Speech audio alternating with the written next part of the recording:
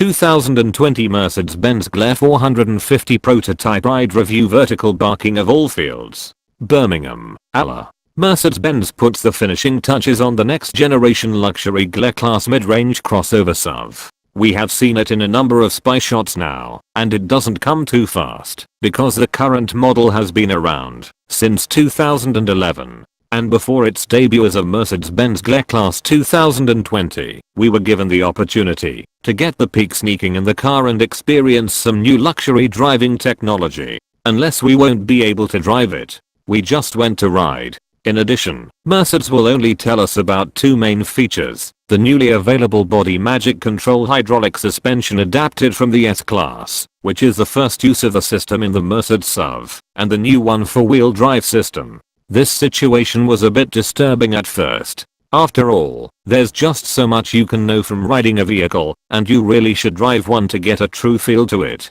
This feeling persisted until arriving in Alabama and boarded the Barber Motorsports Park, where we found a test vehicle, the GLE 450 model, wrapped in black and white vinyl under the shade of trees surrounding the off-road track. Fortunately, things got more interesting when the ride started and the engineers began to explain the capabilities of the SUV. We came out because we would start off-road. This is of course something to be experienced by some GLE class SUVs, but I'm curious what the engineers have in the store. And from that sound, the SUV will be more capable than expected. As explained by Mercedes engineers, the Magic Body Control suspension system has several other advantages for off-road. The suspension does not have an anti-roll bar, which means the wheels are not tied to each other, allowing greater articulation over obstacles. The height of the ride can also be adjusted, and because each angle can be adjusted independently, it is possible to loosen the vehicle past several obstacles.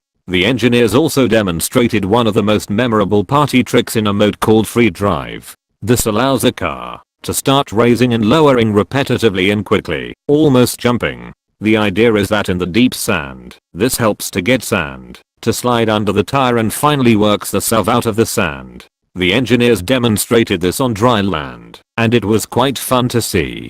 It will definitely get the second appearance of your local Florida meet. You can see it in action in the sand in the video below. The four-wheel drive system seems to be overshadowed by the free drive system, but it turns out the drivetrain has its own tricks. It features an electronically controlled clutch on the central differential to adjust the power to the front and back. It can also shake the power left and right by using brakes at every angle. Together, these two systems make the GLE class far better off-road than they would appear when parked at Whole Foods. We jumped to the GLE 450, which features an off-road package available that is suitable for all-terrain tires and skid plates. Driving engineers take it along light roads with some rocky points and steep inclines. It also has some very tight turns, so the SUV manages to spin around without problems, which is credited by engineers to the fact that GLE class never permanently locks. One of the differences. This particular feature was most impressive on the man-made obstacle course we drove on next.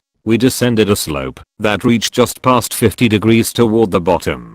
The engineers stopped the SUV at the base of the slope, where it was steepest. He then shifted into reverse on the slope, and then drove backwards up it. Again, there was no slipping or struggling. It simply ascended. There was also a steep pile of gravel we pulled up onto, putting two wheels in the air, and again, the car perfectly adjusted power to drive away without a drop of sweat. Impressive as all this was, the arguably more important part was next, the on-road section. Out here is where the GLE 450 would show off another fancy trick called curve mode, also shared with the S-Class, that leans the vehicle into turns. It's actually a substantial lean too, compared to the current model GLE Coupe Mercedes. Provided for a bit of comparison, I could see the curve mode equipped GLEs drop into the turns. The eerie part is that this is exactly the opposite of what experience and physics tells me a car should be doing in a corner. Fortunately, when in the car that's doing the leaning, the effect is much more subtle and quite pleasant. It counteracts the feeling of being pushed to the side of the car that's on the outside of the turn, and it also makes the SUV feel a bit more nimble than its size implies. And of course, the ride was quite comfortable, though part of that may have been due to Alabama's flawless pavement.